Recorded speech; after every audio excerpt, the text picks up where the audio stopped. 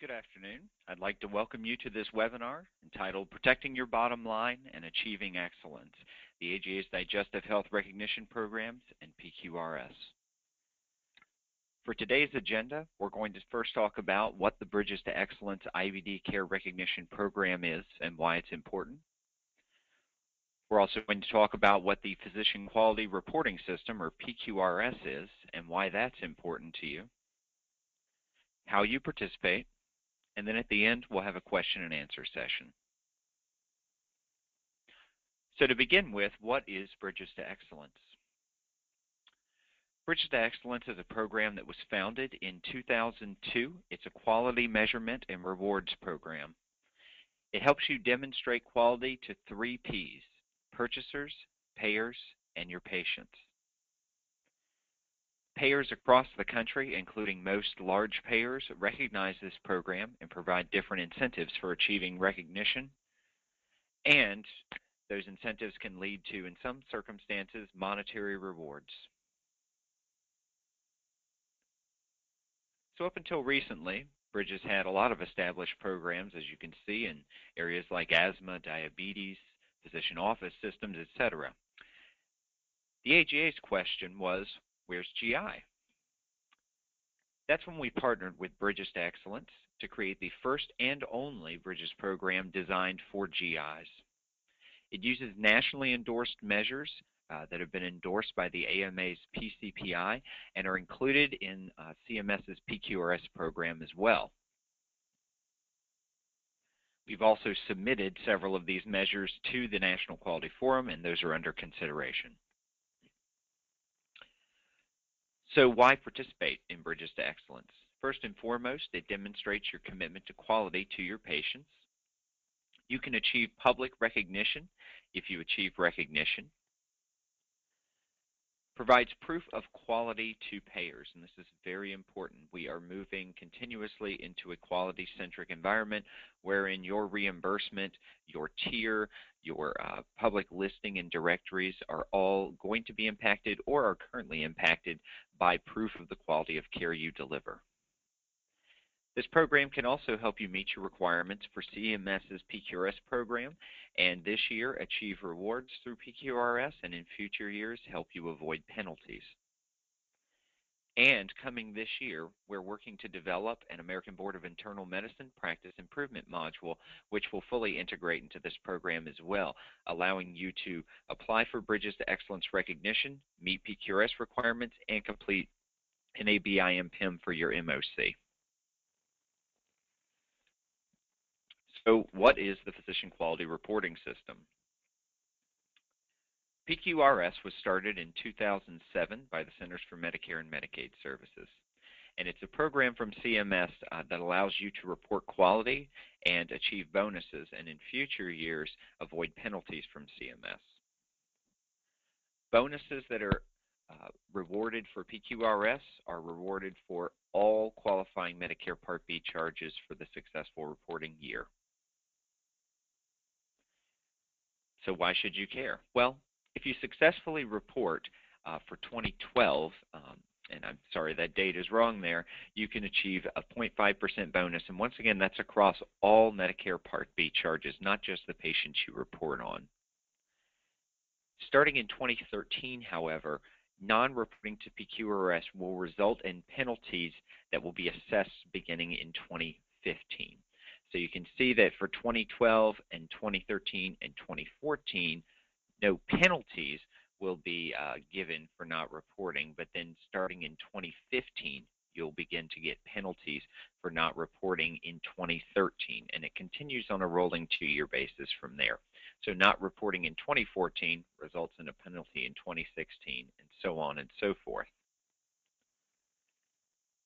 So this is what I like to call the CMS penalty box. This will show you several of the CMS quality initiatives and what their eventual negative impact could be on your bottom line. CMS has several programs. The ones I'm demonstrating here are e-prescribing, their EMR program, as well as PQRS. So in 2012, if you didn't participate in the e-prescribing program, you would be assessed a 1% penalty in 2013 for a total of 1% across the board. In 2013, If you don't participate in e-prescribing, you'll be assessed a 1.5% penalty. And once again, this is on all Medicare Part B charges. And that penalty would be assessed in 2014. In 2014, there's a 2% penalty for not participating in e-prescribing. This is leading to a total 2% penalty. And then beginning in 2015, there'll no longer be a penalty for not participating in e-prescribing. However, there'll be a 1% penalty for not participating in their EMR program and a 1.5% penalty for not participating in PQRS. And these penalties that will be assessed against 2015 charges are contingent on reporting or participating in 2013. So you have a penalty for a negative 2.5% adjustment to all Part B charges in 2015 if you don't start participating in these programs in 2013. In 2016, those penalties rise to a total of 4% for not participating in EMR or PQRS, and in 2017, they're going to go up to 5% total. So you can see this is crucial. If you treat Medicare Part B patients, it's important to get on board with these programs soon and get bonuses while they're still available and begin avoiding those penalties starting in 2013. So once again, if you don't start in 2013, you're going to be penalized in 2015 and beyond. In 2012, which is what we're really going to talk about today, this is the last year you can participate in PQRS, and you only have potential upside. There's no penalty for not achieving PQRS standards. There's only a bonus this year. So the AGA is here to help make this happen for you. What we've done is integrated PQRS reporting in the Bridges to Excellence program to create a one-stop shop for both. These programs use identical quality measures and identical data, so you don't have to do duplicate data entry in two different areas or adhere to two different sets of requirements. We use sample sharing between the two programs to reduce the amount of data collection, and what that means is that patients in your Bridges to Excellence sample, if they meet PQRS requirements, will count towards your PQRS sample, and I'll show you an example of that shortly. And starting in 2013, as mentioned, you'll also be able to complete an ABIM PIM using the exact same process and the exact same portal. So to get started, the first thing you're going to want to do is go to agarecognition.org and review the policies and procedures. And the policies and procedures are going to help you identify whether or not you have the number of patients necessary that qualify for Bridges to Excellence, PQRS, or both. They'll also show you the data that you'll need to capture to participate in the program and the measures that are going to be used to assess. Second, identify the patients that you plan to report. Then abstract data from the medical record. Enter the data into the web-based tool we provide, and submit your data to AGA. This is a quick rundown of the measures that are included in the program. These are in the policies and procedures online, so you don't have to strain your eyes and try to read them all now.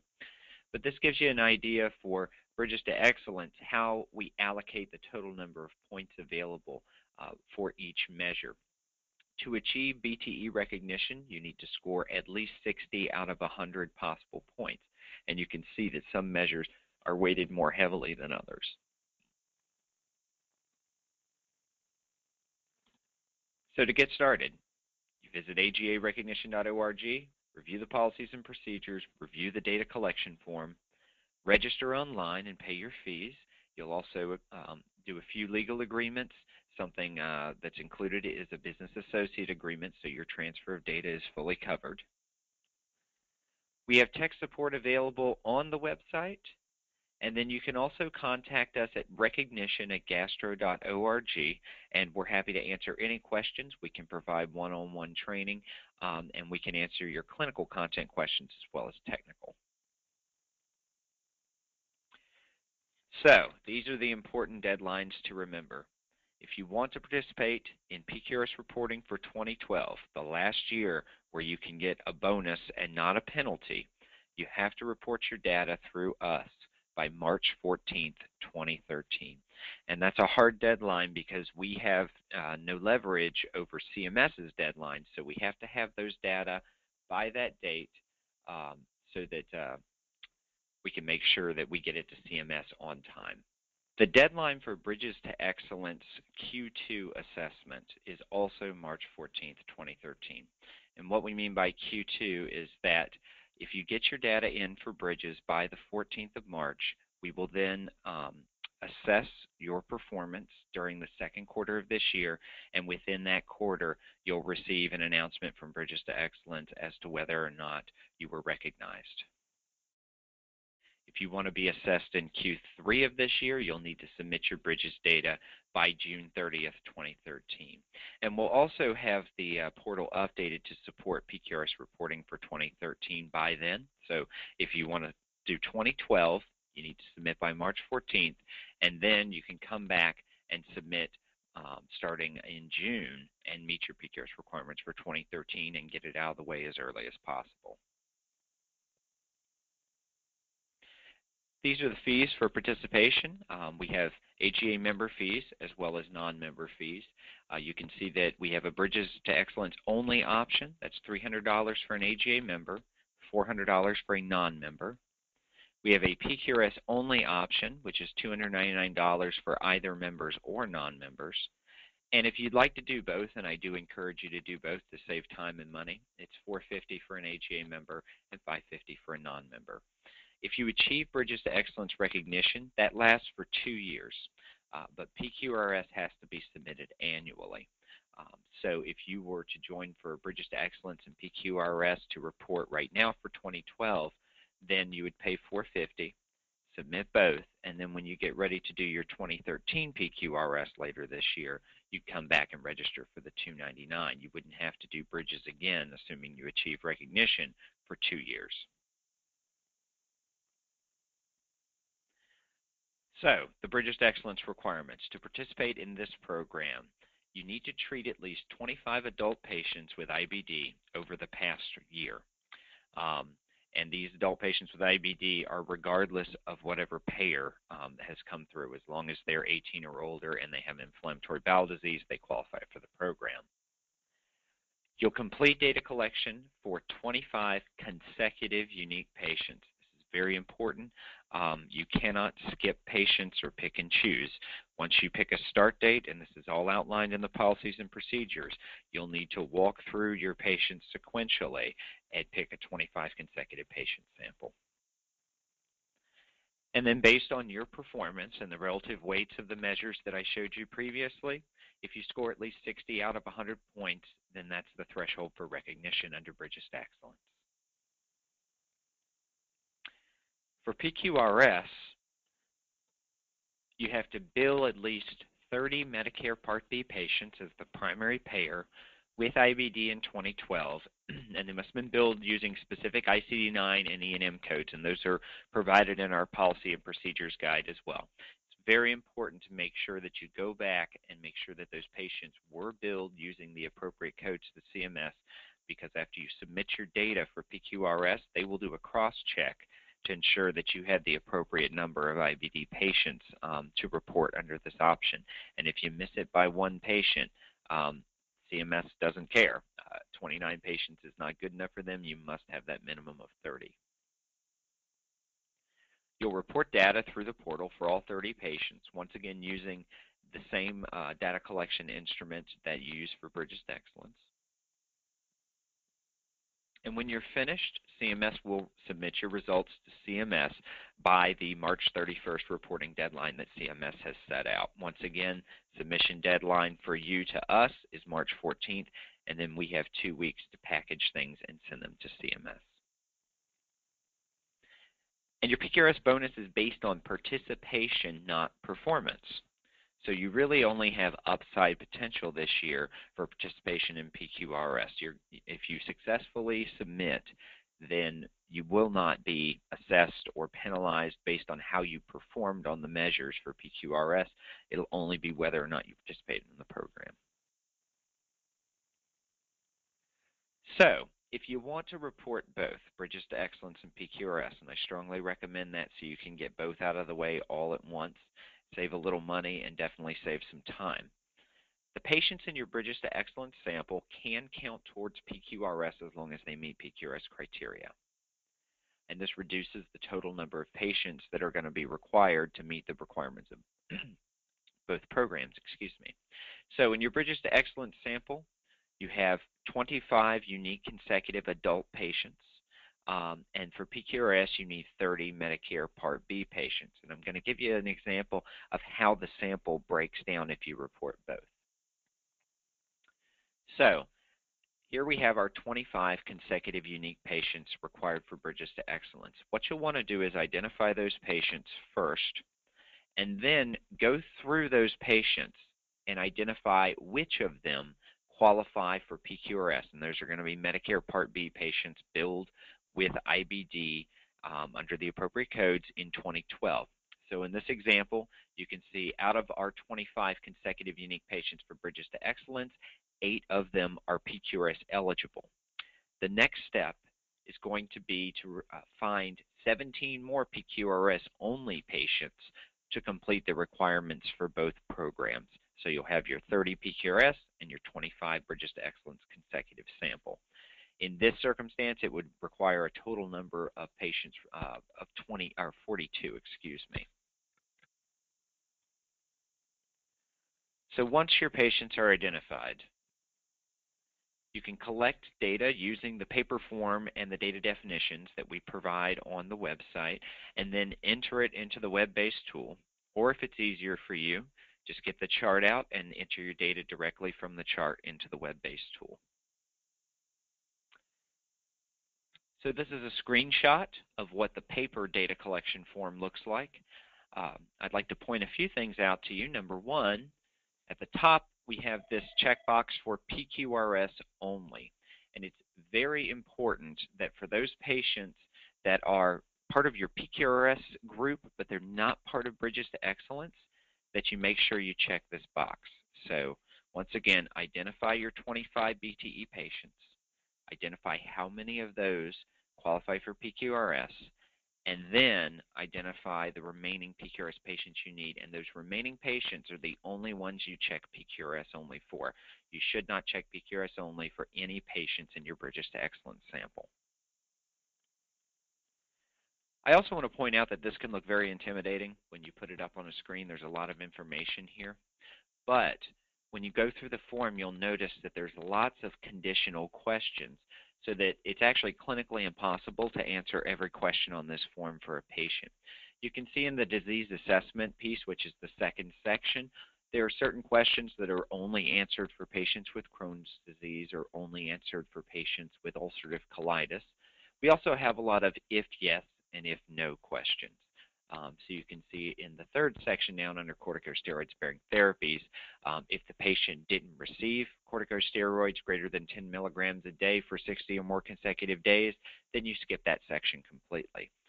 Also within that section, if the patient did receive those, but no corticosteroid-sparing therapies were administered, you provide either a medical or a patient reason. If corticosteroid-sparing therapies were administered, you just move to the next section. So, for Bridges to Excellence, everything you report must be clearly documented in the medical record. This is crucial. And for most items, an assessed or documented date is required. And the reason for this is to assist in the circumstance that we need to conduct an audit. And I do want to make a point of clarification. For many of the measures, the clinician does not need to be the one performing the action. Instead, he or she only needs to document that the patient was assessed for the action and proper action was taken if it was warranted. So here's an example.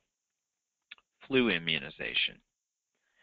So to meet the measure, the applicant clinician must ensure that a flu immunization was administered, recommended, or prescribed within the past year. This does not mean that the applicant clinician has to be the one that administers the immunization. He or she, at a minimum, needs to determine if one was administered, and if not, should administer, prescribe, or recommend one. And as long as that action is performed and it's documented in the medical record, the clinician would meet the measure in this circumstance. So once you've completed all of your data entry, you'll be given the option to submit.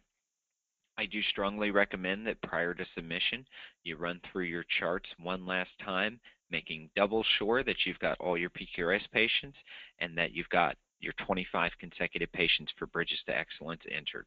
And there are pieces of the online chart entry tool that will help you with that. There are counters to let you know how many patients you have left for each program.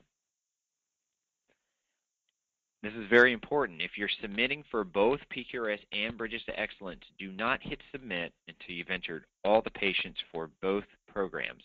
There's been a bit of confusion where folks think they should submit PQRS and then submit Bridges to Excellence, but it's actually both are done at once. After submission, your measure results will be displayed. It's important to note that the Bridges to Excellence measure results are only preliminary results. Your final scores are subject to Bridges to Excellence's determination. And if you're submitting for Bridges to Excellence, your submission will be evaluated during the next quarter from when you submitted. So if you submit by March 14th, then your results will be assessed in Q2 and you'll receive a decision within Q2. And your results will be sent to you by Bridges to Excellence, not by the AGA. If you're submitting for PQRS, you'll be notified when your submission has been successfully transferred to CMS. Your measure results, once again, do not have an impact on PQRS qualification. You qualify merely by reporting, assuming that you meet the program requirements. And important, CMS determines solely if you qualify for a bonus. We have no ability to influence this decision. If you successfully qualify, CMS will be the one sending your bonus check, not the AGA. And any questions you have about qualification after you submit or when your check will arrive need to be directed to CMS because we can't answer those questions. So what happens if you're audited under Bridges to Excellence? First, don't panic. It doesn't mean you've actually done anything wrong. Bridges to Excellence requires that we conduct regular random audits to ensure the program's ongoing validity. And sometimes an audit can actually result in you getting a better score. Sometimes program requirements are misunderstood, causing you to perform lower than you should have in your results, and we can conduct an audit and help you find those misunderstandings and potentially increase your performance. If you're selected for an audit, we'll contact you and we'll arrange a chart review to verify the accuracy of the data. And that chart review can be conducted online through a webinar type arrangement and also can be conducted using de-identified patient charts if need be. And importantly, your audit results do not affect your PQRS submission. So if you are selected for an audit of your BTE results, it doesn't matter as far as PQRS goes, your data are still transmitted to CMS. So to summarize, the Bridges to Excellence IBD Care Recognition Program can help you earn rewards and recognition. It can help you meet your CMS PQRS requirements in 2012 and beyond, and protect your bottom line, importantly, from upcoming penalties.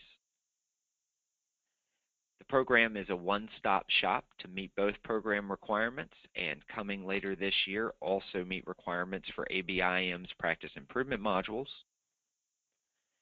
The submission deadline for PQRS 2012 is March 14th, 2013. Emblazon that date in your memory. And of course, the AGA is here to help. You can get all the program information at agarecognition.org. And we're available for one-on-one questions and training at recognition@gastro.org. So now we're going to move to a question and answers part of the program.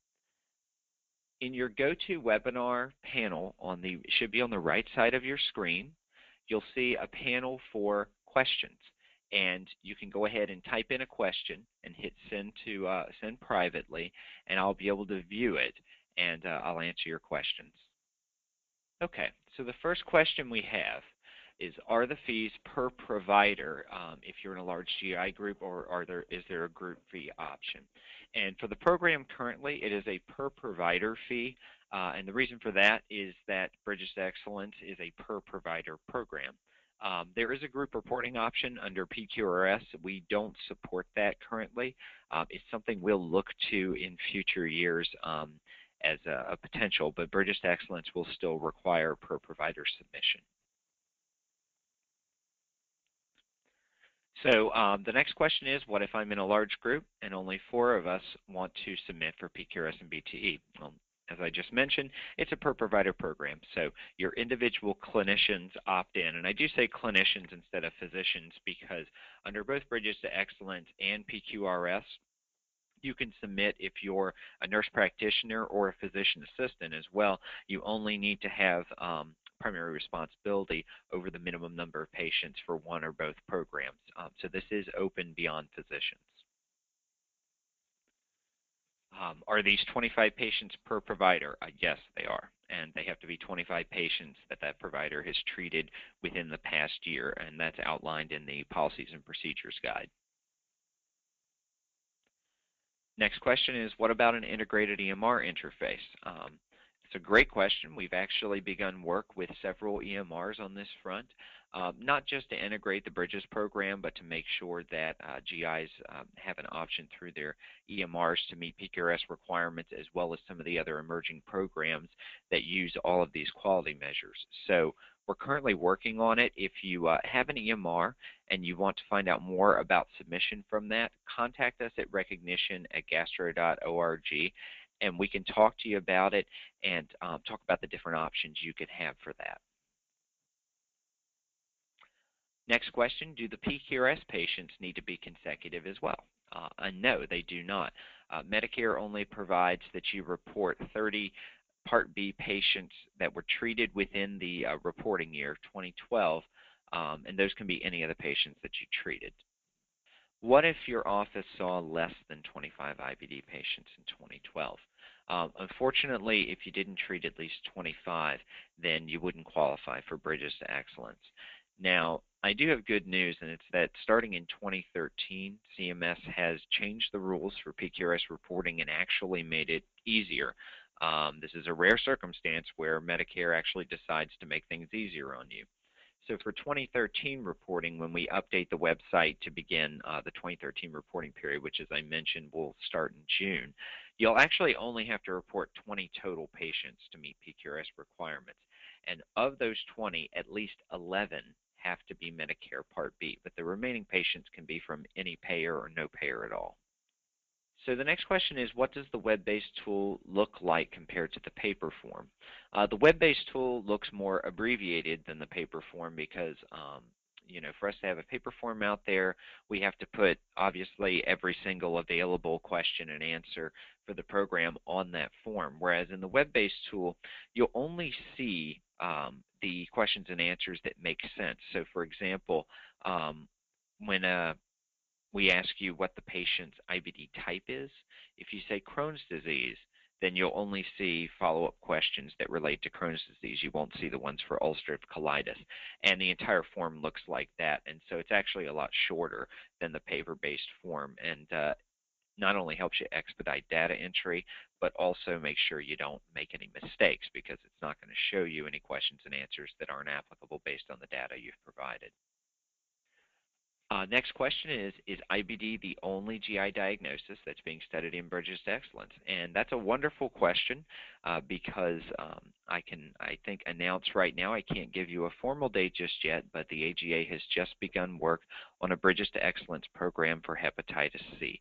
And we're hoping to launch that this year as more information becomes available. We'll certainly be putting that online at gastro.org and also in our regular communications from the AGA. And we're also discussing potential other GI areas with Bridges to Excellence. We don't have anything firm yet on the other areas, but I do anticipate that we're going to move into them. Next question is, what if our EMR is reporting PQRS already? Should we submit BTE data separately? So if your EMR is already reporting PQRS, you're already meeting that program's requirements, and CMS doesn't give you any additional bonus if you submit through more than one reporting method. So you wouldn't want to report PQRS through the Bridges to Excellence program because you're not going to get anything extra out of it. But you would need to report your Bridges to Excellence data separately. Now, if you're already collecting all the data to meet the requirements for the IBD measures in PQRS, then by extension, you've already collected most of the data required for the Bridges to Excellence program. Contact us at recognition@gastro.org, and we'll discuss options with you to see if we can minimize duplicate data entry. Okay. Well, since there are no further questions, I'd like to thank you all for attending today. I can tell you the AGA is very excited about this program, and we're excited in offering it in future years as well as this year to help you get rewarded and get recognized, as well as meet these program requirements from the government and also payer requirements for quality reporting. And just to reiterate one more time, everything's available for your review at agarecognition.org, and we're always available for questions and one-on-one training by contacting us at recognition@gastro.org. Thank you, everyone, and I hope you have a great day.